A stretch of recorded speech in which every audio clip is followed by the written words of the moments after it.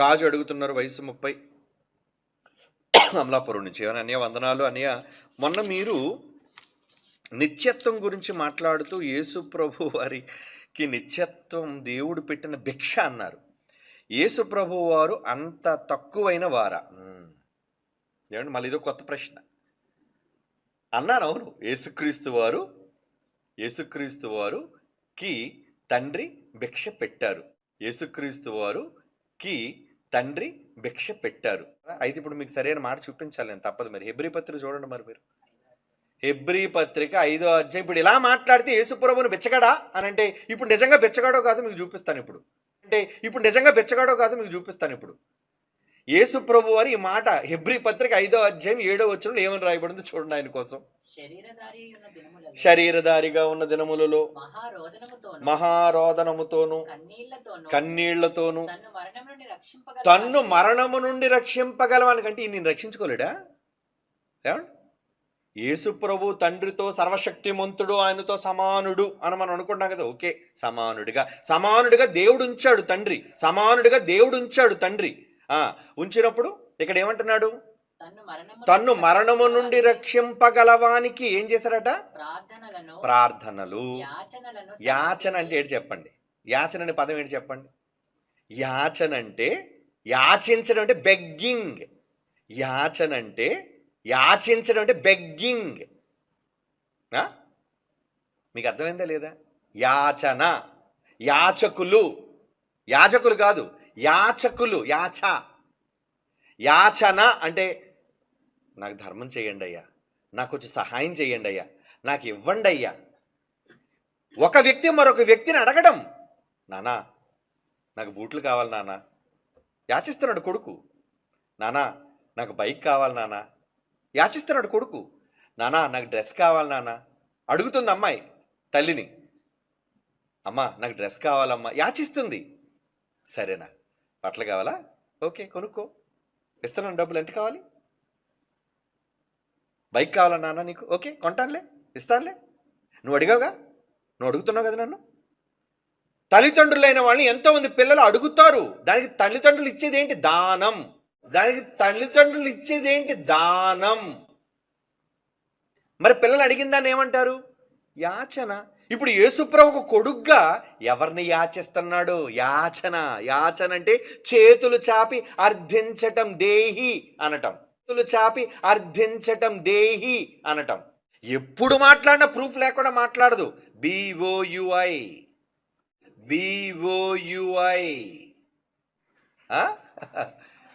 Proof లేకుండా మాట్లాడడం కదండి. ప్రూఫ్ లేకుండా మాట్లాడాడు వెర్రోడు. ఆధారంతో మాట్లాడేవాడు ఎవడు? వాడు జ్ఞాని. ఇటు యేసుప్రభుని బెచ్చగాడు అన్నందుకు పాపం పెద్ద బెచ్చగాళ్ళందరికీ బాధ వచ్చేసింది. పెద్ద బెచ్చగాళ్ళందరికీ బాధ వచ్చేసింది. మనమంతా ఒకటో రకమైన ముష్టోళ్ళం. తెలుసా మీకు?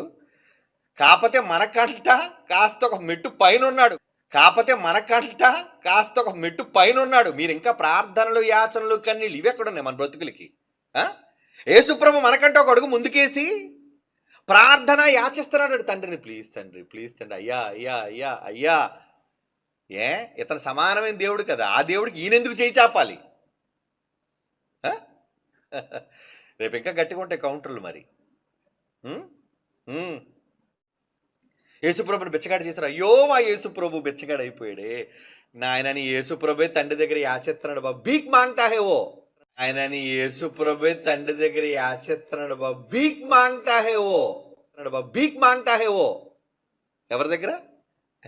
భీక్ మాంగడం అంటే ఏంటండి? హిందీలో అంటారు దాన్ని. అంటే ముష్టి అడుక్కోవడం అని,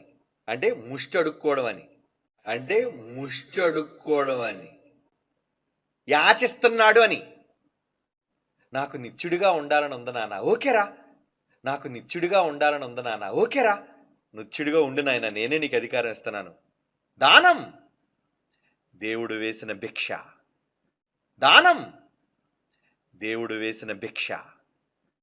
మాకెంతో బాధ కలిగిపోయిందండి. ఏంటి నీకు కలిగిపోయిన బాధ? ఆయన ముష్టి ఎత్తున్నాడు, ఆయన బాగానే ఉన్నాడు.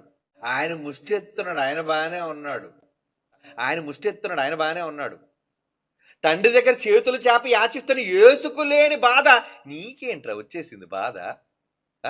రేపు ఇంకా చూపిస్తాను మాటలు.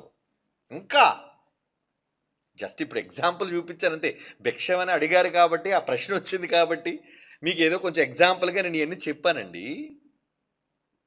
రేపు చాలా ఫుల్ డీటెయిల్డ్గా చెప్తాను. చాలామందికి బాకులు, కత్తులు, సోలాలు ఈ దిగిపోయిన నన్ను ఏం చేయమంటారు? ఉన్నది చెప్తాను కదా నేను. అరే మీకేం తెలుసురా బైబిల్? Come learn. మరలా చెప్తున్నాను, మీరింకా బైబిల్ నేర్చుకోవాలి. You are still kids in language and in Bible. భాషలో మీకు ఇంకా చిన్నతనం ఉంది. ఇంకా బైబిల్ విద్యలో కూడా మీరు ఇంకా పాలు తాగాల్సిన పసిపిల్లల్లా ఉన్నారు. మా దగ్గర విద్య నేర్చుకున్న వాళ్ళు చాలామంది బలవంతులుగా ఉన్నారండి. యేసుప్రభు వారు, ఆయన ఒక కొడుకు, మొదటి కొడుకు. పరిశుద్ధాత్మ దేవుడు, ఆయన ఇంకొక కొడుకు. మేము కూడా కుమారులమే. యేసుప్రభు వారు, ఆయన ఒక కొడుకు, మొదటి కొడుకు. పరిశుద్ధాత్మ దేవుడు, ఆయన ఇంకొక కొడుకు. మేము కూడా కుమారులమే. కానీ మేమంతా ఆయన నుంచి వచ్చిన వాళ్ళం, ఒకరి నుంచి వచ్చిన వాళ్ళం. He supreme. ఆయనే మూలం, ఆయనే సర్వశక్తి, మూర్తిభవించిన మూర్తిమంతమైన ఆయన. ఎవ్వరికి చేచాచడు, ఎవ్వరిని అడుక్కోడు. తనకంటే ఎవరో గొప్పవాడు లేడు. ఏనానా? ఇప్పుడు భిక్ష అడిగినందుకు పెద్ద భిక్ష పడింది, నీకు శిక్ష పడింది అనుకుంటున్నాను నేను. భిక్ష అన్నోళ్ళకి శిక్ష పడిపోయినట్టుంది. ఎస్, BOUA క్రైస్ట్ చర్చ్, సత్యానికి స్తంభం, జ్ఞానానికి కేంద్రం, నిలయం. అతిశేస్తున్నామండి మేము.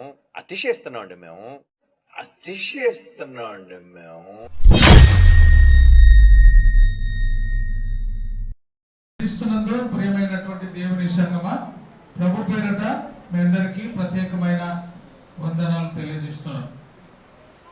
ఈరోజు మనం నేర్చుకుంటున్న అంశము, మనము ఈ లోకంలోని ప్రజలు, ఆనాడు బైబిల్లో ఉండేటువంటి ప్రజలు ఏమని యేసు ప్రభుని గురించి అనుకుంటున్నారు, యేసు ప్రభుని ఏమని అనుకుంటున్నారు, ఏమని చెప్పినారు యేసు ప్రభుని గురించి, యేసు ప్రభుని గురించి ఏమని చెప్పుకుంటున్నారు అనే మాట ఈరోజు నేర్చుకుంటున్నాం. మనం పాడిన పాట, నన్నెంతగా ప్రేమించితివో నేను నిన్ను అంతగా దూషించి తిని. నిజమే, ప్రభు అయిన యేసుక్రీస్తు మనలను ఎంతగా ప్రేమిస్తున్నాడో మనం ఆయనని అంతగా దూషిస్తూ ఉన్నాం. ఇది ఈనాటిది కాదు, ఎప్పటి నుండో జరుగుతుంది. ప్రభు అయిన యేసుక్రీస్తు తండ్రి అయిన దేవునితో సమానునిగా పరలోకములో తన కుడిపార్శ్వమందు కూర్చుండి ఉన్న ఆయన, అల్పులము, దరిద్రులము, పనికిమాలమైన మన కోసము, మన పాప క్షమాపణ నిమిత్తమై ప్రభు అయిన యేసుక్రీస్తు ఈ లోకమునకు వచ్చి శిలువ త్యాగము చేసి రక్తము కార్చడము ద్వారా మనకు పాప విమోచన కలిగింది. మనమందరము పవిత్రులముగా ఉన్నాం. ఇది ఎంతో సత్యమైన మాట. అయితే యేసు ప్రభుని చాలా కన్ఫ్యూజన్గా అర్థం చేసుకుంటున్నారు. యేసు ప్రభు నడుచుకున్న విధానము, ఆయన నడుస్తున్న ప్రవర్తన చూసి అప్పుడు కాలం నుండి ఇప్పుడు కాలం వరకు యేసు ప్రభు యొక్క గొప్పతనము అర్థం కావడం లేదు. ఒక్కొక్కరు ఒక రకంగా యేసు ప్రభుని గురించి బోధిస్తూ ఉన్నారు, బోధిస్తూనే ఉన్నారు. ఇది చూసినప్పుడు మనిషి యొక్క కడుపులో వేదన, బాధ కలుగుతుంది. యేసు ప్రభు అంటే చాలా చిన్నగా, చులకనగా మాట్లాడే వాళ్ళు ఎక్కడో కాదు, మన బోధకులే రకరకాలుగా మాట్లాడుతున్నారు. ఆనాడు యేసు ప్రభుతో తిరిగిన వారు, యేసు ప్రభుతో ఉన్నవారు, శిష్యులు అందరినీ చూస్తే ఒక్కొక్కరు ఒక్కొక్క విధంగా యేసు ప్రభుని గురించి చెబుతూ వచ్చారు. చూడండి, యోహాను సువార్త, ఆ మాట చదువుకోవడానికి ముందుగా మత్తయి సువార్త 8వ అధ్యాయము 23వ వచనం నుంచి చదవండి. మత్తయి సువార్త 8వ అధ్యాయము 23వ వచనం నుంచి చదువుకుందాం. మత్తయి సువార్త 8వ అధ్యాయము మత్తయి సువార్త 8వ అధ్యాయము 23వ వచనం నుంచి చదువుకున్నట్లయితే, ఆయన దోణ ఎక్కినప్పుడు ఆయన శిష్యులు ఆయన వెంట వెళ్ళిరి. అంతటా సముద్రం మీద తుఫాను లేచినందున ఆ దోణి అలల చేత కప్పబడెను. చాలా జాగ్రత్తగా ఈరోజు ఈ మాటలు గమనించుకోవాలి. యేసు ప్రభువుతో పాటు శిష్యులు కూడా దోణిలో ఉన్నారు. సముద్రము మీద తుఫాను లేచినందున ఆ దోణి అలల చేత కప్పబడెను. అప్పుడు ఆయన నిద్రించుచుండగా యేసు ప్రభువు యొక్క శిష్యులు అందరూ కూడా ఓడలో ఉన్నారు. ఓడలో ఉన్న సమయంలో ఆ ఓడలోకి ఏమొచ్చింది? తుఫాను లేచినందున దోణి అలల చేత కప్పబడింది. అప్పుడు ఆయన ఏం చేస్తున్నాడు? యేసు ప్రభు నిద్రిస్తున్నాడు. మనందరికి తెలిసిన మాట, ఇజ్రాయేలీలను కాపాడు దేవుడు ఏం కాదు, కునుకడు. మరి యేసు ప్రభు నిద్రపోతూ ఉన్నాడే కాబట్టి యేసు ప్రభు దేవుడు కాదు, ఆయన మనిషి అని చెప్పేవాళ్ళు ఈ లోకంలో చాలా మంది బయలుదేరున్నారు.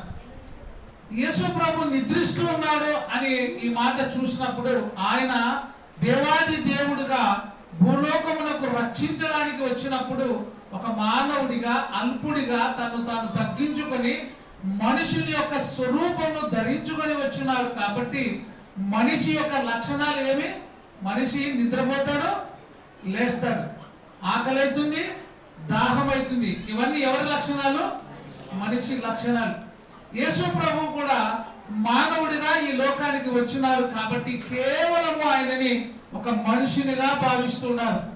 ఇప్పటి వరకు ఆలోచిస్తే యేసు ప్రభు దేవుడు కాదు, ఆయన ఒక మనుషుడు మాత్రమే.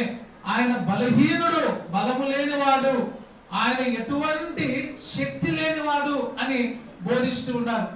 ఇక్కడ ఆయన నిద్రిస్తూ ఉండగా, ఎందుకు నిద్రపోతున్నాడు అంటే మానవుడిగా ఉన్నాడు కాబట్టి నిద్రపోతున్నాడు.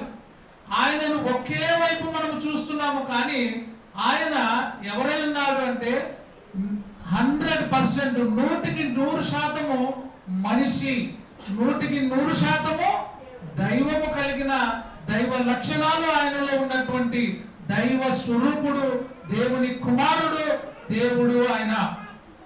ఆ నిద్రపోతూ ఉన్నప్పుడు వారు ఆయన వద్దకు వచ్చి, ప్రభువా నశించిపోవచ్చున్నాము, మమ్మల్ని రక్షించమని చెప్పి ఆయనను లేపిరి. శ్రమలో ఉండేవారు యేసు ప్రభుని నిద్రపోతున్న ఆయనను లేపిరి. అందుకు ఆయన, అల్ప విశ్వాసులారా ఎందుకు భయపడుచున్నారని వారితో చెప్పి లేచి గాలిని సముద్రమును గద్దింపగా మిక్కిలి నిమ్మలమాయను. ఇది చాలా వెరీ వెరీ ఇంపార్టెంట్. ఆయన లేచి ఏం చేసినాడు? బాగా చెప్పాల. గాలిని సముద్రమును గద్దింపగా మిక్కిలి ఏమైంది? ఒక మనిషి ఎవరైనా గాలిని సముద్రాన్ని గద్దిస్తారా? అంత స్తోమత, అంత గుండె ధనం ఈ ప్రపంచంలో ఏ మనిషికైనా ఉందా? కానీ ఆయన లేచి గాలిని సముద్రాన్ని గద్దించినాడు అంటే ఆయనలో ఒక తెలియని పవర్ ఉంది. అదే దైవ శక్తి, అదే దేవుని లక్షణము. దేవుడుగా ఉన్నాడు కాబట్టి లేచి గాలిని సముద్రమును గద్దింపక అది మిక్కిలి ఏమైంది?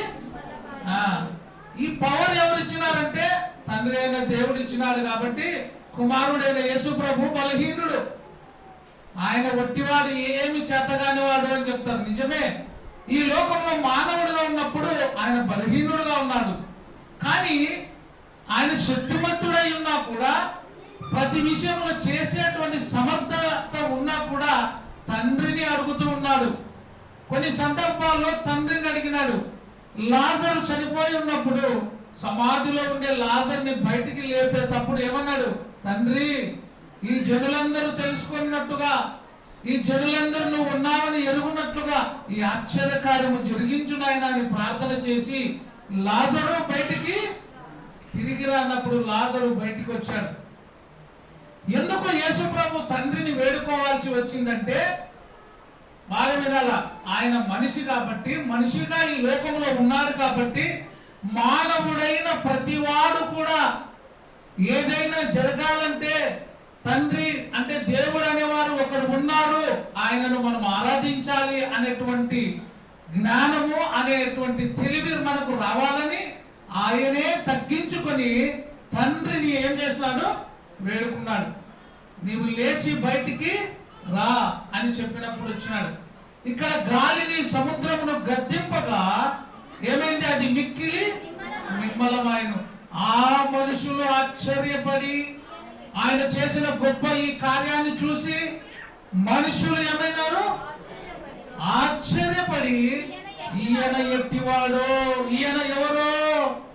చూడండి, యేసు ప్రభు వారితో ఉన్నా కూడా అనేకమైన గొప్ప గొప్ప కార్యములు చేస్తూ ఉండేవి అన్ని వాళ్ళు చూస్తూ ఉన్నా కూడా మరలా ఏమంటున్నారు ఆయన్ని? ఈయన ఎట్టివాడో, గాలియు సముద్రమును లోబడుచున్నవి అని చెప్పుకొని ఆయబ్బా ఈయన ఎవరో, ఈయనకి గాలి సముద్రం ఏమైంది? లోబడుచున్నవి అని ఆశ్చర్యంగా వాళ్ళు ఆ మాట చెప్తున్నారు.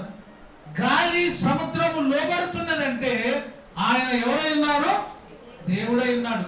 ఈనాడు దేవుళ్ళు, దేవతలు, మనుషులు, బాబాలు, గురువులు అనేవాడు ఎవరైనా గాలిని సముద్రమును అణిచివేసే శక్తి ఎవరికైనా ఉందా? ఎవరికి లేదు. కానీ ఈయనకు శక్తిమంతుడై ఉన్నాడు.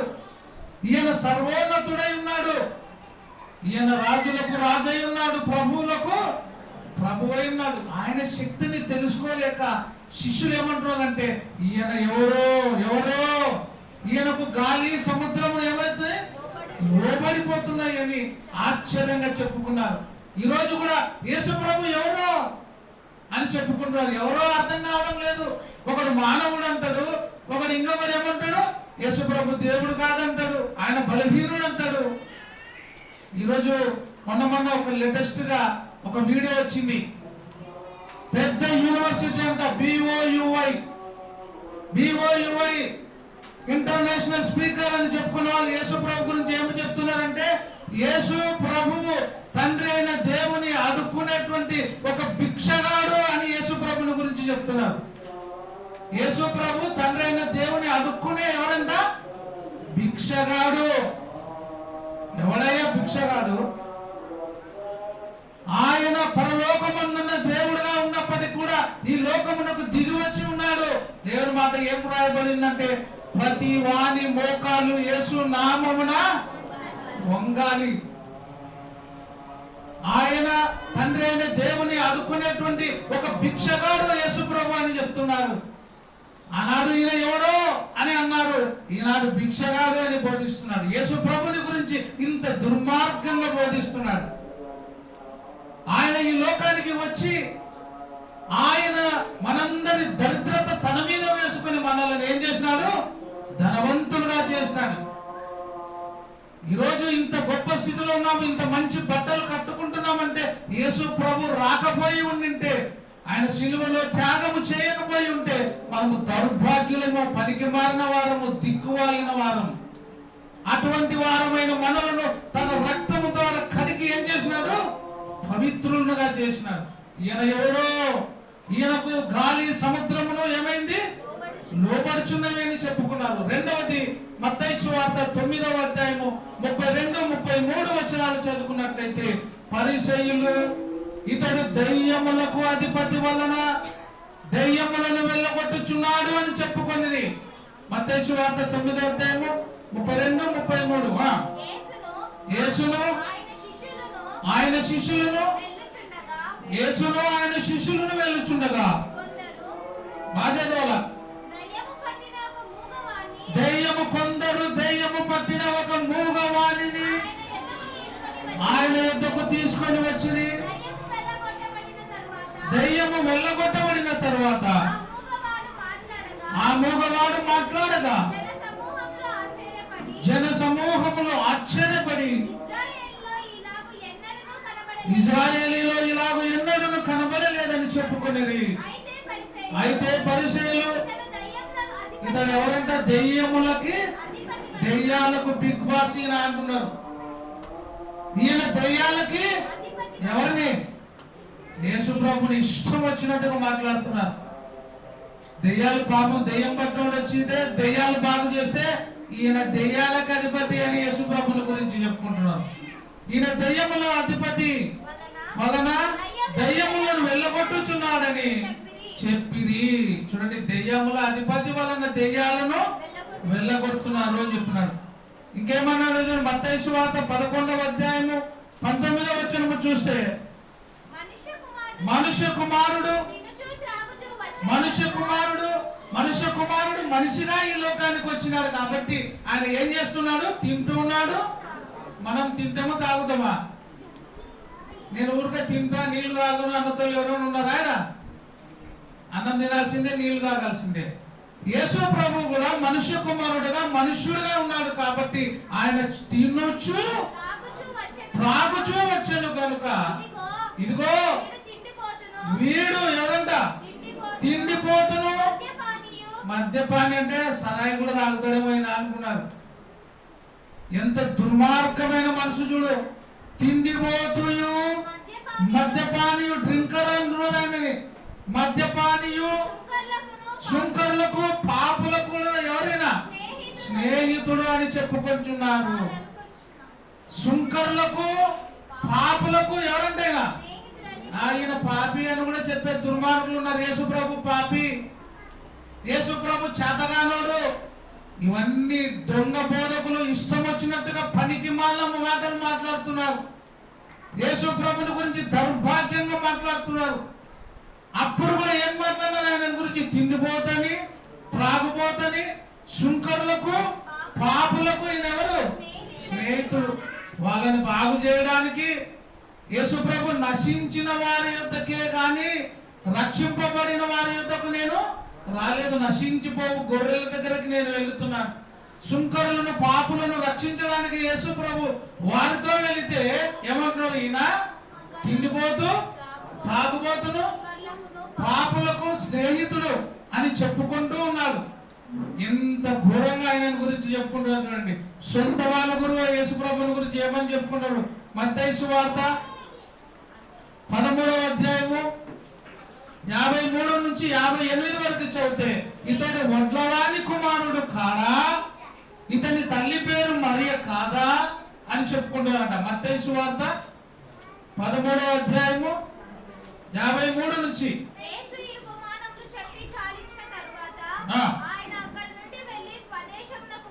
ఆయన అక్కడి నుండి వెళ్ళి స్వదేశమునకు వచ్చి సమాజ మందిరంలో వారికి బోధించుచుండగా అందువలన వారు ఆశ్చర్యపడి ఈ జ్ఞానమును ఈ అద్భుతములను ఇతనికి ఎక్కడి నుండి వచ్చినని, ఇతడు వడ్లవాడు అద్భుతాలు గొప్ప కార్యాలు చేస్తుంటే ఏమంటారు? వడ్లవాడు ఆ కార్పెంటర్ పని చేసే యేసేపు కొడుకు కాదా? ఈ మరియమ్మ కొడుకు కాదా అని ఆయన గురించి చెప్పుకొనిచున్నారు. యాకోబు, యేసేపు, సీమోను, యూదా వారు ఇతని సోదరులు కారా? ఇతని సహోదరులందరూ మనతోనే ఉన్నవారు కారా? ఇతనికి ఈ కార్యములన్నీ ఎక్కడి నుండి వచ్చానని చెప్పుకొని ఆయన విషయమై అభ్యంతరపడి, ఆయన విషయమై ఏం చేసినారు? అభ్యంతరం. చూసినాంలే ఇవన్నీ కూడా. ఈ గొప్ప గొప్ప కార్యాలన్నీ ఏం పెద్ద కాదు కానీ మనవాడే ఆ వడ్లవాని కొడుకు, ఆ మరియమ్మ కొడుకు కాదా అని ఆయన గురించి చిన్నగా చేసి మాట్లాడినారు. ఎవరు వీళ్ళు? సొంత వాళ్ళే, తన స్వదేశీయులు. యేసు ప్రభుని స్వదేశీయులు చెడ్డగా మాట్లాడుతున్నారు, సొంత వారు చెడ్డగా మాట్లాడుతున్నారు. తర్వాత శిష్యులు ఆయన గురించి ఎవరో, ఈయనకి దెయ్యాలు భయపడుతున్నాయి, దెయ్యాలు లోపడుతున్నాయి, గాలి సముద్రము కూడా లోపడుచున్నాయి. ఎవరో అర్థం కావడంలే, గందరగోళం. యేసు ప్రభు ఈ లోకానికి మనిషిగా వచ్చినాడు కదా, ఇన్ని గొప్ప కార్యాలు ఎట్లా చేస్తున్నాడు అంటే ఆయనలో ఏముంది? దైవ స్వభావం కలిగిన వాడుగా ఉన్నాడు. 100% మనిషిగా ఉన్నాడు, 100% దేవుని లక్షణాలు కలిగి దైవత్వం అయిన దేవుడిగా ఉన్నాడు. కాబట్టి ఆయన అన్ని గొప్ప కార్యాలు చేసినాడు. కానీ చాలా మంది యేసు ప్రభుకి తండ్రి దేవుడు ఇచ్చినాడు కాబట్టి ఆయన పెద్ద దేవుడు, ఈయన చిన్న దేవుడు, ఆయనకి ఎక్కువ పవర్, ఈయనకి తక్కువ పవర్ అని. నా తండ్రి ఎంత శక్తిమంతుడో నేను కూడా అంతే శక్తిమంతుడను అంటాడు ఆయన.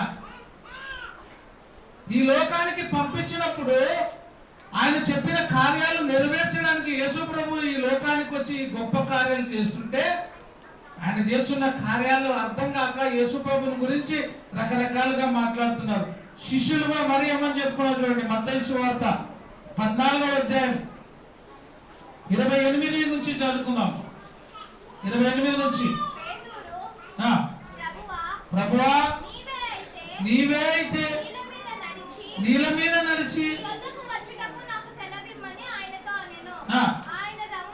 ఆయన రమ్మనగానే పేతురు దోణి దిగి యేసు వద్దకు వెళ్ళుటకు నీళ్ళ మీద నడిచెను. కానీ గాలిని చూసి భయపడి మునిగిపోసాగి ప్రభువా ప్రభువా నన్ను రక్షించుమని కేకలు వేసెను.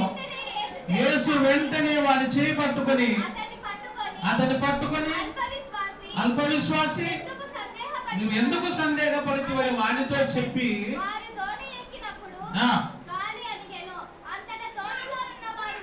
వచ్చి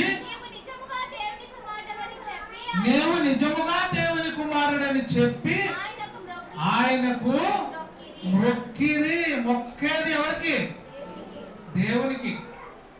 నువ్వు నిజముగా ఎవరు? దేవుని కుమారుడు అని చెప్పి ఆయనకి మొక్కినారు. ఎప్పుడు మొక్కినారు? గాలి సముద్రము మిక్కిలి నిమ్మలమైనప్పుడు. పైన ఏమన్నారు? యేసు ప్రభు వస్తుంటే ఆయనను చూసి భూతం వస్తుంది, దెయ్యం వస్తుంది మా దగ్గరికి అన్నారు. యేసు ప్రభుని దెయ్యము అని కూడా అన్నారు. దెయ్యాలకు అధిపతి, పాపులతో స్నేహము, తిండిపోతూ త్రాగుబోతూ అని యేసు ప్రభుని గురించి చెప్పారు. మత్తయి సువార్త 14వ అధ్యాయం 23వ వచనం నుంచి చదువుకున్నట్లయితే ఆయన జనసమూహమును పంపివేసి ప్రార్థన చేయుటకు ఏకాంతముగా కొండ ఎక్కిపోయి సాయంకాలమైనప్పుడు ఒంటరిగా ఉండెను.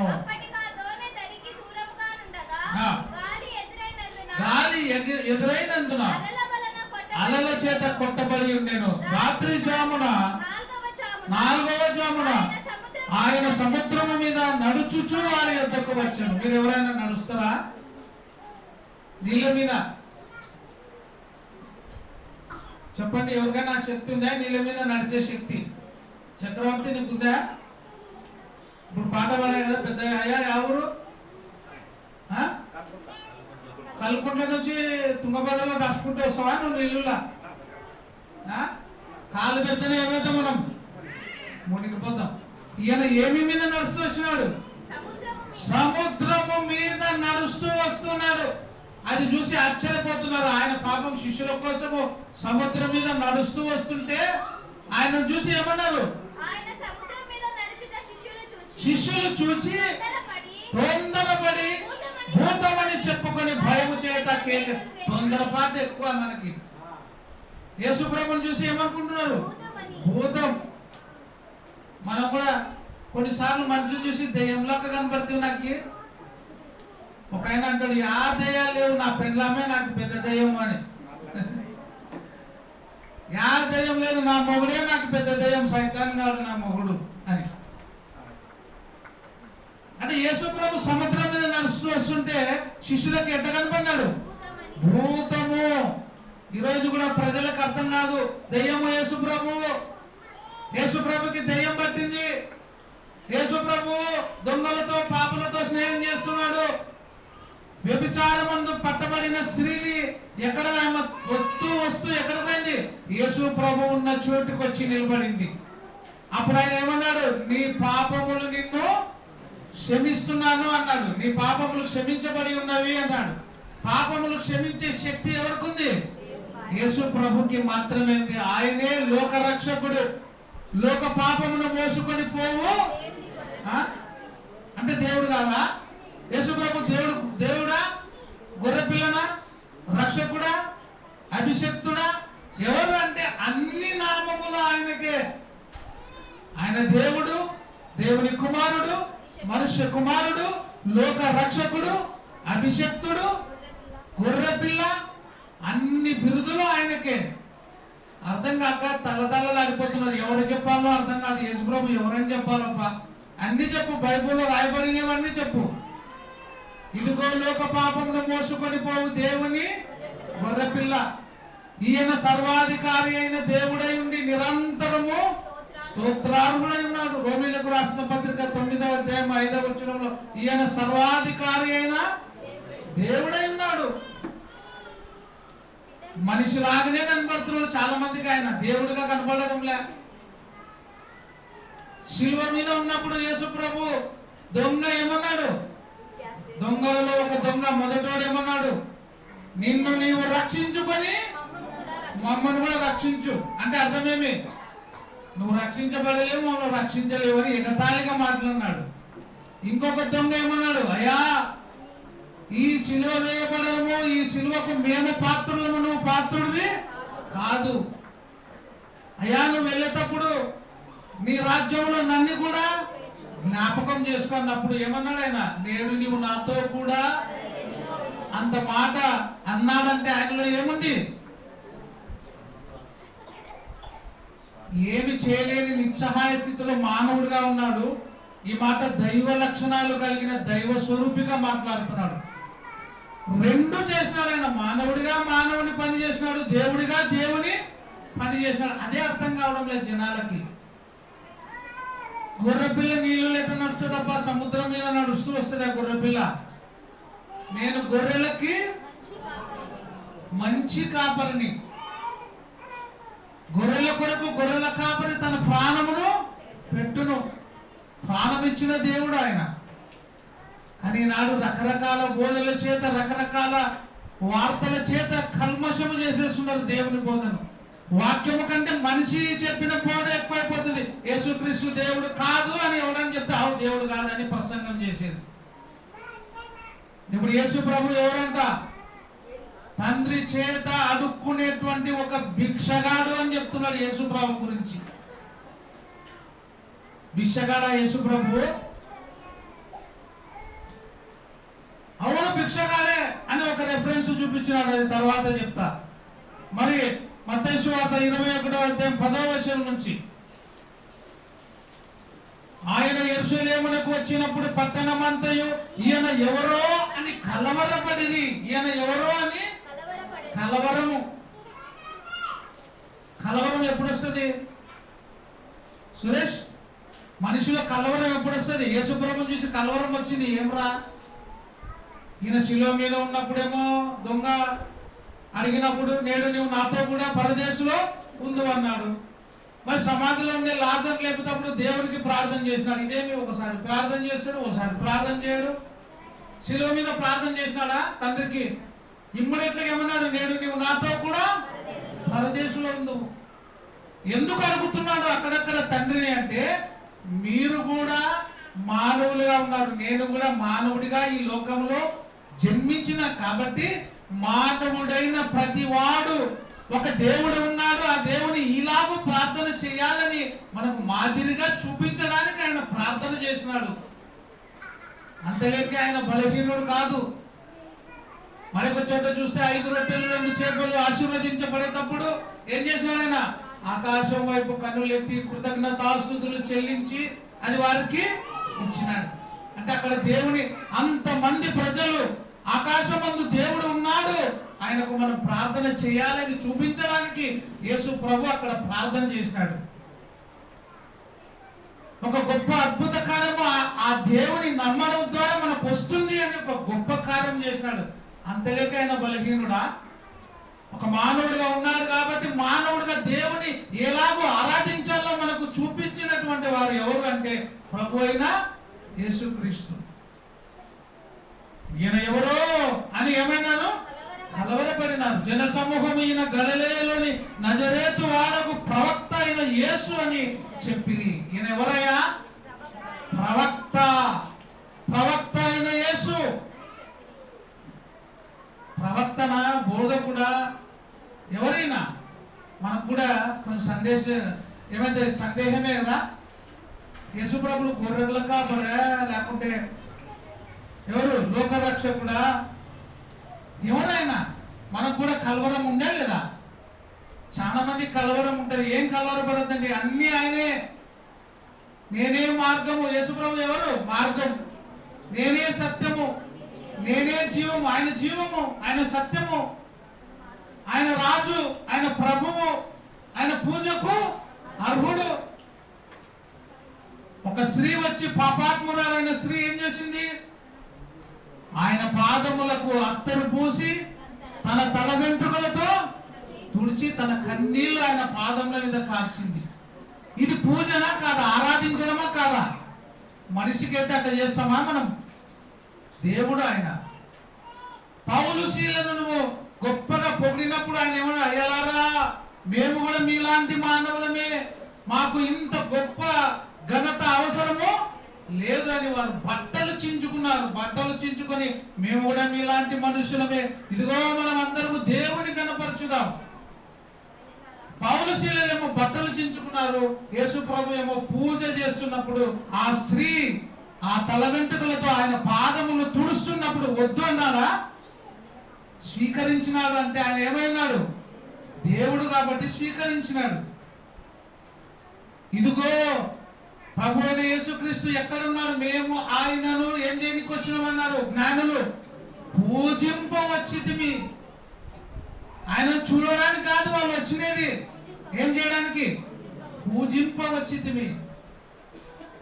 ఆయన రాజు, దేవుడు, ప్రభువు. కానీ మనం ఏం చేస్తున్నాం? ఏమనుకుంటున్నాం యేసు ప్రభుని గురించి? ఆనాటి నుంచి ఈనాటి కూడా అర్థమే కావడం లేదు యేసు ప్రభు యొక్క గొప్పతనం, యేసు ప్రభు యొక్క ఆ యొక్క గ్రేట్నెస్ అనేది అర్థం కావడం లేదు. ఒక మనిషిగా మాత్రమే చూస్తున్నారు, ఒక బలహీనుడుగా అనుకుంటున్నారు. కానీ ఆయన బలవంతుడు, శక్తిమంతుడు, భూమి ఆకాశమును కలగజేసిన వాడు. ఆయన కూడా ఉన్నవాడు, అనువాడై ఉన్నాడు. నిరంతరం కూడా ఆయన స్తోత్రములకు అర్హుడు. మత్తయి సువార్త 22వ అధ్యాయం 16వ వచనం. బోధకుడా, యేసు ప్రభుని ఏమంటున్నారు? బోధకుడా, నువ్వు ఎవరవు? మొదట ఏమన్నారు కొంతమంది?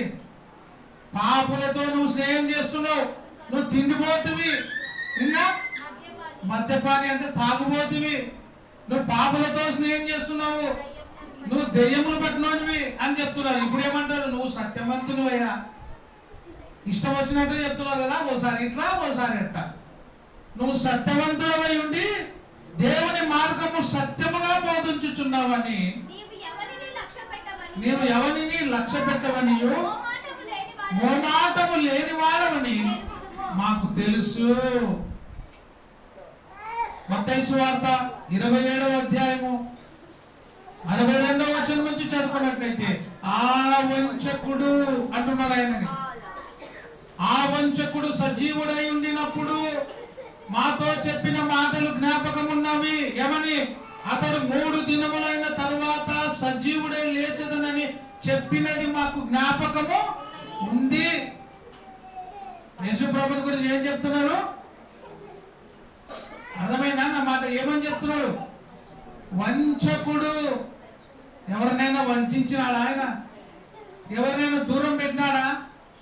ప్రయాసపడి భారము మోసుకొనుచున్న సమస్త జనులారా రండి అని ఆయన పిలుస్తున్నాడు. ఎవరిని కూడా త్రోసివేయలే. కానీ ఆయన ఏమంటున్నాడు? ఆ వంచకుడు సజీవుడుగా బ్రతికున్నప్పుడు చెప్పిన మాటలు మాకు గుర్తున్నాయి, ఆయన 3వ దినమున తిరిగి లేస్తాడు అని చెప్పినాడు అని వంచకుడు అని యేసు ప్రభుని గురించి సంబోధిస్తూ ఉన్నారు. చూడండి, ఇంకొక మాట చూస్తే ఏమంటున్నారు చూడండి. మత్తయి సువార్త, మార్కు సువార్త 3వ అధ్యాయం 11వ వచనం. ఎవరు వీడు? దెయ్యాలు పట్టినవాడు. దెయ్యాలు పట్టినవాడు ఆయనను చూడగానే ఎవరి ఎదుట? అక్కడ అందరు నాకేం చూడండి. ఎవరి ఎదుట? ఎవరు? ఎవరు? దెయ్యాలు పట్టినవాడు ఆయనను చూడగానే. ఎవరిని? యేసు ప్రభుని చూడగానే దెయ్యములు పట్టినవాడు ఆయనను చూడగానే ఆయన ఎదుట సాగిలపడి. సాగిలపడి అంటే మొక్కుతూ ఉన్నాడు. దెయ్యాలు పట్టిన వాడు సాగిలపడి నీవు దేవుని కుమారుడమని చెప్పి కేకలు, అయ్యా నువ్వు దేవుని కుమారునివి. ఈ దెయ్యాలు పట్టిన దెయ్యాలన్నా తెలుసుకున్నావు ఆయన దేవుని కుమారుడని. మనుషులు తెలుసుకోవడంలే. దెయ్యాలకి జ్ఞానం వచ్చింది. ఏమని? ఆయన ఎవరని? దేవుని కుమారుడని దెయ్యాలు తెలుసుకుంటున్నాయి. మనుషులు తెలుసుకోవడంలే. దేవుని కుమారుడు అని చెప్పక ఏమంటారు? భిక్షగాడు. యేసు ప్రభు ఎవరు? భిక్షగాడు, అడుక్కునే తోడు. తండ్రిని అడుక్కునే పెద్ద భిక్షగాడంట. మనం చిన్న భిక్షగాడము, యేసు ప్రభు ఇంకా కొంచెము పైన హై భిక్షగాడంట. ఇది ఈనాటి బోధ, ఇంటర్నేషనల్ స్పీకర్ల బోధ. ఈ బోధని చాలా మంది ఏం చేస్తున్నారు? వాళ్ళ భాషగా దేవుడండి అంటే దేవుడండి అంటే వీళ్ళు కూడా ఏండే దేవుడండి అనేది. ఛాలెంజ్ అంటే వీళ్ళు ఛాలెంజ్ అని. ఏంటి ఛాలెంజ్? తొడలు మిసాలు కొట్టడం ఆ ఛాలెంజ్ అంటే. యేసు ప్రభు ఎక్కడైనా తొడలు మిసాలు కొట్టినారా శిష్యులు? తన్ను తాను తగ్గించుకున్నవాడు ఏమవుతాడు? ప్రభు మెచ్చుకున్నవాడు యోగ్యుడు, కానీ తను తాను మెచ్చుకున్నవాడు యోగ్యుడు. వాళ్ళకు వాళ్ళే బిడుదలు, వాళ్ళకు వాళ్ళే అన్ని. నేర్చుకోండిరా మా దగ్గర అంట. ఏం నేర్చుకున్నారా? యేసు ప్రభు బిచ్చగాడని నేర్చుకున్నారా? నువ్వు బోధించే బోధ.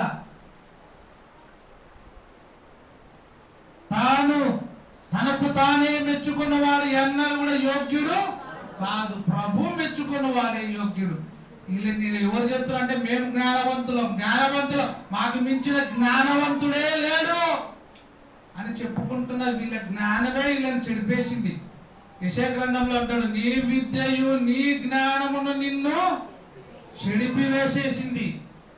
నీ విద్యయు నీ జ్ఞానమును నిన్ను చెడిపేసింది అన్నటువంటి యెషయా గ్రంథంలో 47వ అధ్యాయం 10వ వచనం.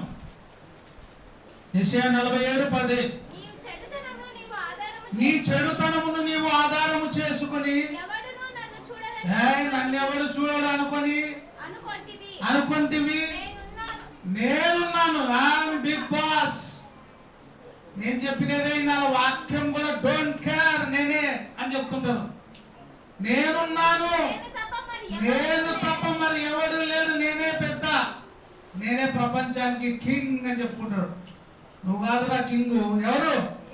యేసు ప్రభు కింగు. మీసాలు ఇంత పెద్దగా తిప్పినా నువ్వు మీ కింగు కాదు. నువ్వు ఆఫ్టాల్ మనిషివి. నువ్వు మీసాలు ఇంత తిప్పినంత మాత్రాన ఇంత తిప్పి మాట్లాడుతుంటే నేను మీసమున్న పౌరుషం ఉన్నాను కాదు. నిన్ను నీవు మెచ్చుకునేవాడు యోగ్యుడు కాదు. అందుకే ఇక్కడ అంటాడు, నేనున్నాను, నేను తప్ప మరి ఎవరును లేరు అని నీవు అనుకోనున్నట్లుగా నీ విద్య నీ జ్ఞానము నిన్ను చెడిపేసింది. చెడిపోవడానికి కారణం ఏమి? నీ విద్య నీ జ్ఞానము నిన్ను చెడిపేసింది. ఆయన భిక్షగాడైతే నేను భిక్షగాడిని అంటాడు. నేను ఒక ప్రశ్న అడుగుతా. తండ్రి కుమారుడు ఉన్నారనుకోండి. తండ్రి కుమారుని ఏమైనా అడిగితే తండ్రి కుమారునికి ఇచ్చేది భిక్షమా? నేనా ఒక 100 రూపాయలు నేనా ప్లీజ్ అంటే ఇస్తాడు తండ్రి. అంత మాత్రాన కొడుకు తండ్రిని భిక్షం అడిగినట్ట? చెప్పండి. ప్లీజ్ అన్నాడు కాబట్టి భిక్షం అడిగినట్టునే కొడుకుని. అంటే నీ తండ్రి నీకు ఆస్తి రాసిచ్చింటాడు, ఇల్లు రాసిచ్చింటాడు, భిక్షం వేసినట్టనా? ఏ రోజైనా తండ్రి నా కొడుకుకి నాకు భిక్ష ఇచ్చినా అంటాడా? హక్కురా. నీ తండ్రి నీకు ఇయ్యడము, నీ తండ్రి నుంచి నువ్వు వారసుని హక్కుదారునివి. నువ్వు ప్లీజ్ అన్నంత మాత్రాన తక్కువ కాదు, తండ్రి ఇచ్చినంత మాత్రాన తండ్రి ఏమి గొప్ప కాదు. తండ్రి ఇవ్వాల్సిందే, కుమారుడు అడగాల్సిందే. భిక్షం అంటే ఏమి? కుమారుడు తండ్రిని కాక, తండ్రి కుమారుని కాక వేరే వాళ్ళు ఎవరైనా వచ్చి నిన్ను అడిగితే దాన్ని ఏమంటారు? భిక్షం. భిక్షం అంటే ఏమి? ఆకలి వచ్చి అడిగితే నువ్వు పెడతావు చూడు, అయ్యా నాకు ఆకలి అవుతుందయ్యా అన్నం పెట్టు అంటే ఇచ్చేది ఏమంటారు? భిక్షం. నాకు డబ్బు అవసరం ఉంది ఈ ప్లీజ్ అని అడుగుతారు చూడు, దాన్ని ఏమంటారు? భిక్షం. నీ కొడుకు నిన్ను అడగడం భిక్షం కాదురా. ఏమది? బాధ్యత. అడగాల్సిందే. భిక్షగాడే యేసు ప్రభు యాస్ అని రెఫరెన్స్ చూపించినారు. ఆ రెఫరెన్స్ చూడండి. హెబ్రీయులకు రాసిన పత్రిక 5వ అధ్యాయము, హెబ్రీయులకు రాసిన పత్రిక 5వ అధ్యాయము 5వ వచనం నుంచి చదువుకుందాం. అటువలే ఆ. క్రీస్తు కూడా ప్రధాన యాజకుడగుటకు ఆ. తన్ను తానే మహిమపరచుకొనలేదు గాని బాగా వినాల, తన్ను తానే ఏం చేసుకోలేదు, మహిమపరచుకోలేదు గాని. నీవు నా కుమారుడవు బాగా వినాల, నీవు నా కుమారుడవు, నేను నిన్ను కన్నాను అని ఆయనతో చెప్పిన వాడే అని ఆయనతో చెప్పిన వారు ఎవరు? నాకే చూడండి మళ్ళా, నీవు నా ప్రియ కుమారుడు, నేను నిన్ను కని ఉన్నానని చెప్పినది ఎవరు? తండ్రి. ఆ తండ్రే యేసుప్రభుని ఏం చేస్తున్నాడు? మహిమపరచుచున్నాడు. తండ్రి కుమారుని ఏం చేస్తున్నాడు? మహిమపరుస్తున్నాడు. ఎందుకు మహిమపరచాలా? నువ్వు తక్కువనిరా, నిన్ను భూమి మీదకి పంపించినాను, నువ్వు వేస్ట్ అని అనలే. భూమి మీద ఉన్నా ఆకాశంలో ఉన్నా ఆయన ఎవరు? మహిమకు అర్హుడు, స్తోత్రార్హుడు. నిరంతరం ఏమన్నాడు? స్తోత్రమునకు అర్హుడు ఎవరు? యేసు ప్రభువు. ఆ ప్రకారమే మెల్కీసెదెకు క్రమము చొప్పున నిరంతరము ఎవరైనా యాజకుడవై ఉన్నావు అని. మరి అంటే యేసుప్రభు యాజకుడా? యాజకుడు, ప్రధాన యాజకుడు, దేవుని దూత, ఆయన దైవ స్వరూపి, గొర్రెల కాపరి, రక్షకుడు, ప్రభువు, అన్ని ఆయనే. బాగా వినాల, ఈ పాయింట్ చెప్తున్నాడు. శరీరధారి అయి ఉన్న దినములలో అంటే మానవుడిగా మానవుని యొక్క శరీరాన్ని ధరించుకున్న దినములలో యేసు ప్రభు ఎట్లా? మహారోదనతోను కన్నీళ్లతోను తను మరణము నుండి రక్షింపగల వానికి ప్రార్థనలను యాచన, ఇది పట్టుకొని యాచన. యాచన అంటే ఏమి? అడుక్కోవడం అండి. అంటే అడుక్కోవడం అండి యాచన అంటే. ఈ తండ్రి, ఈ కుమారుడు తండ్రిని ఏం చేస్తున్నాడు? యాచిస్తున్నాడు, అడుక్కుంటున్నాడు, భిక్షం ఎత్తుకుంటున్నాడు అండి అంటాడు. తండ్రి కొడుకున్నాడు కదా భిక్షమా? తండ్రి కొడుకున్నాడు కదా భిక్షమా? రవి, మీ నాయన నీకు ఫీజు కడుతుండేది భిక్షమా? నీకు హక్కు, నా కొడుకు బాగుండాలని చేసేది బాధ్యత, తండ్రి బాధ్యత. యాచన, అయ్యా ఈ లోకానికి నన్ను నువ్వు పంపినావు కదా మరణించమని, నిశ్చితమైతే ఈ పాత్రను, ఈ గిన్నెను నా యొద్ద నుండి తొలగించునైనా అని మానవుడిగా అడుగుతున్నాడు ఆయన. అది అడుక్కోవడం కాదు. నానా ఈ శ్రమ నా నుండి తీసేయనైనా అంటే తండ్రి కుమారుని భిక్షం అడిగినట్టు కాదు. మళ్ళీ ఏమిటంటే బిక్ మాంతా హై అంటాడు. ఈ BYU ఆయన చెప్పేటప్పుడు యేసు ప్రభువు ఉని బిక్ మాంతా హై, అడుక్కుంటున్నాడు భిక్షము అంటాడు.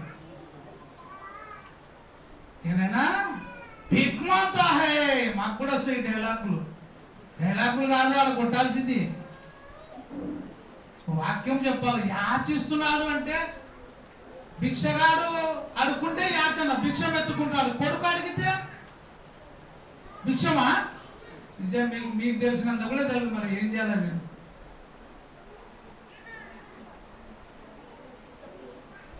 సందేశం అడిగినా అనుకో, ఈ నాది ఇదింత నర్సింగ్ అయిపోతే నాకు 250 cc బండి ఇప్పినాయనా అని అడిగినాడు అనుకో, సురేష్ ఇప్పించినాడు, పొరా నీకు బిచ్చం ఇస్తున్నాయి బండి అని అంటాడా?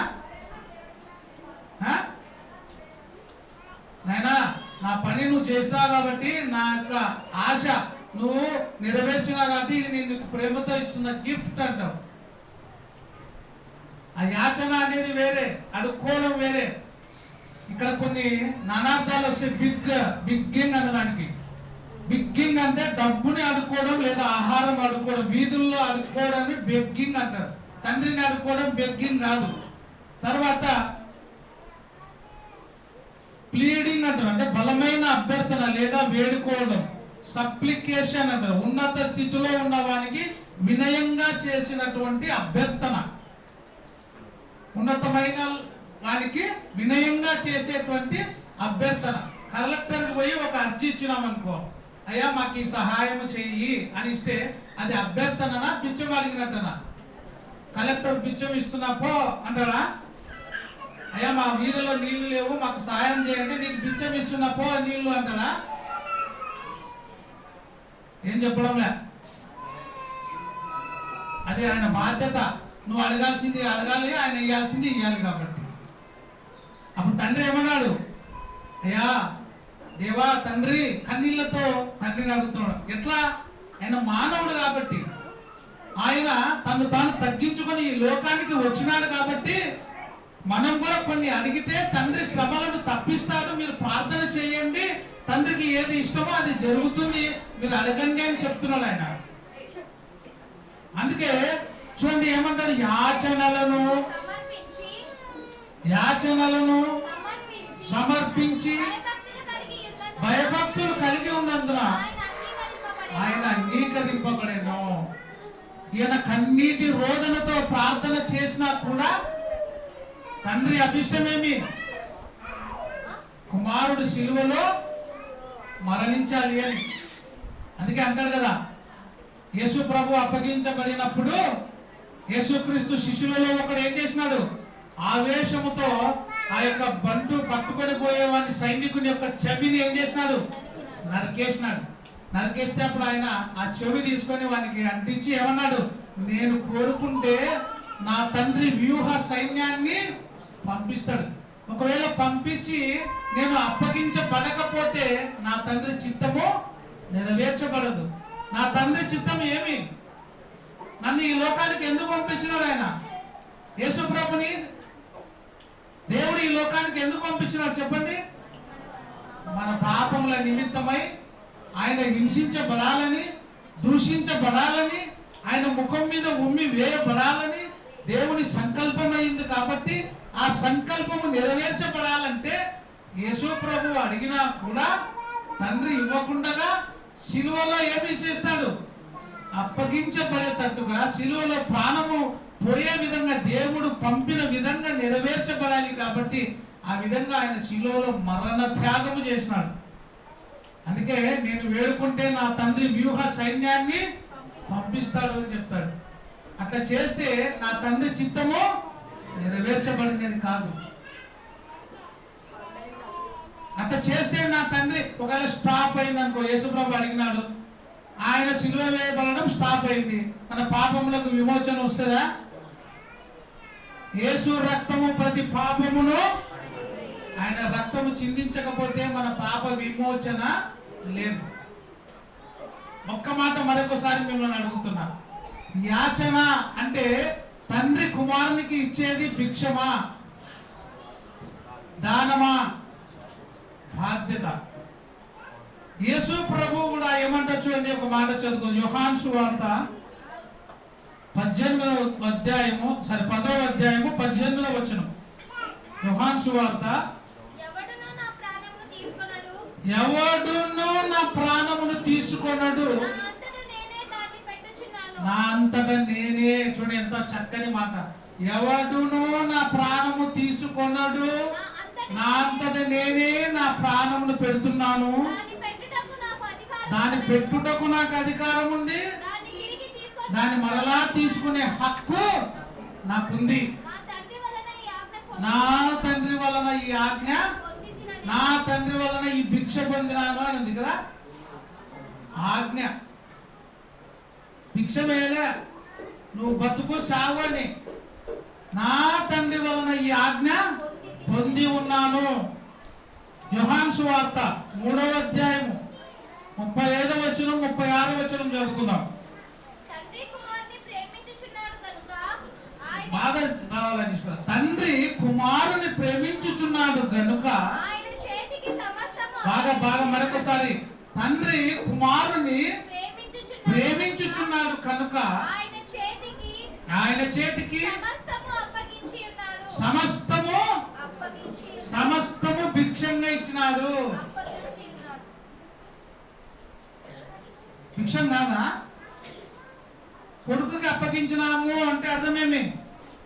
చేయగలడు కాబట్టి కుమారుడికి తండ్రి అప్పగిస్తున్నాడు.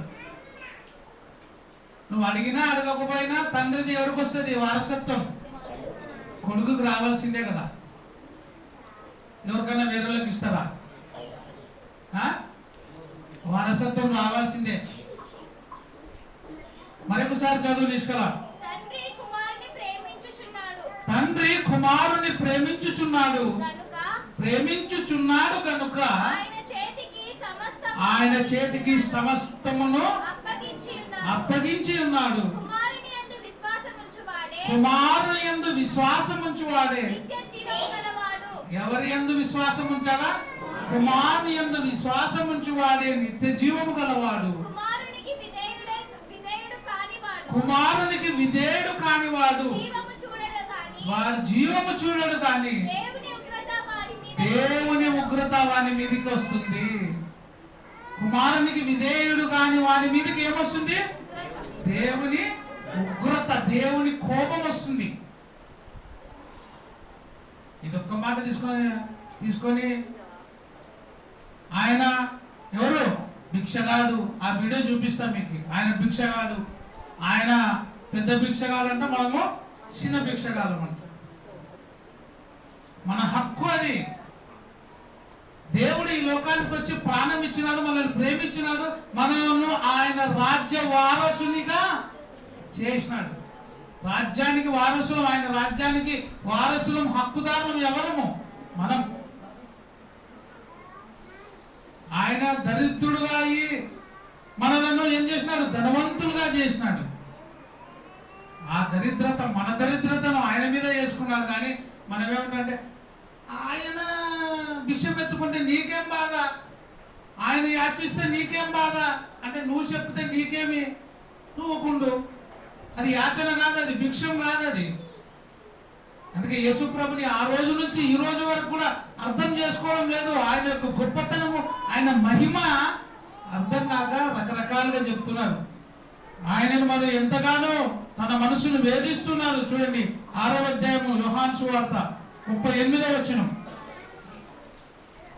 తండ్రి చిత్తము నెరవేర్చుటకు నేను పరలోకము నుండి దిగి వచ్చి తిని. ఎవరి చిత్తం నెరవేర్చడానికి?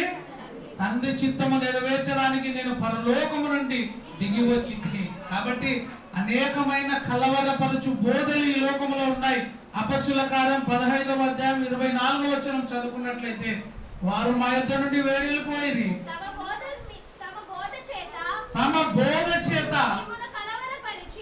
బోధ చేత ఎవరి బోధ ఇది?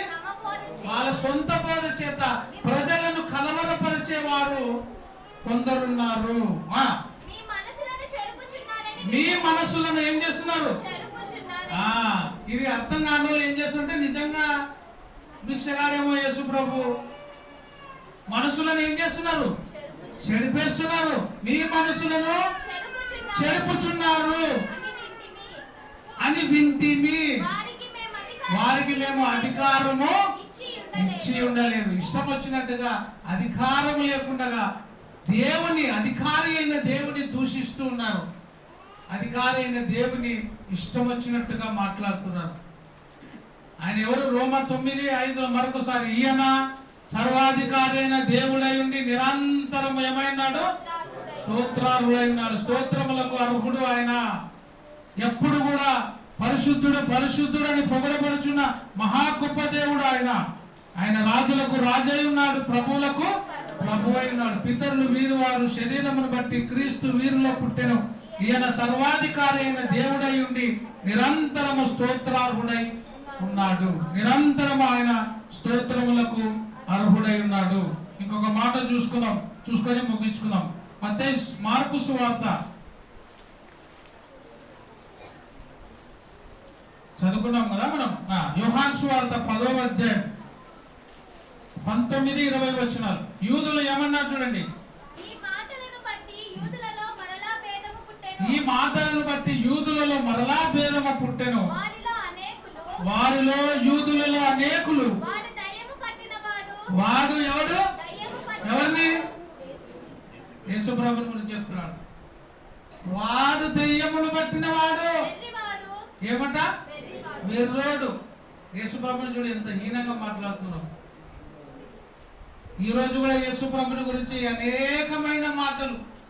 వీడు దెయ్యమును పట్టిన వాడు, వీడు కూడా వెర్రోడే. ఇప్పుడు వారి మాట ఎందుకు యేసు ఆయన మాట వినొద్దండి, నా మాట ఏంటండి. సైతాన్ గారు ఏమంటారు, యేసు ప్రభు కాదు మాట వినాల్సింది, ఎవరి మాట? నా మాట ఏంటండి.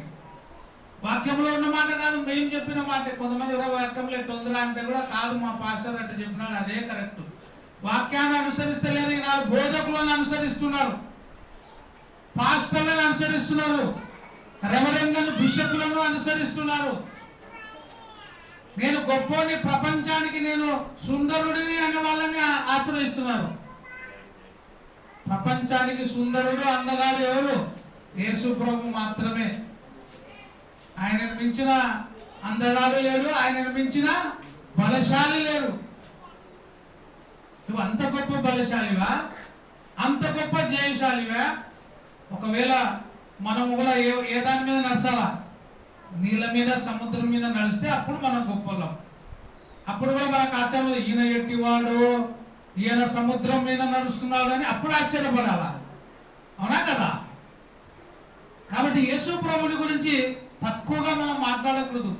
ఆయన ఈ లోకానికి వచ్చినాడు, మనిషిగా ఉన్నాడు, మానవుడిగా.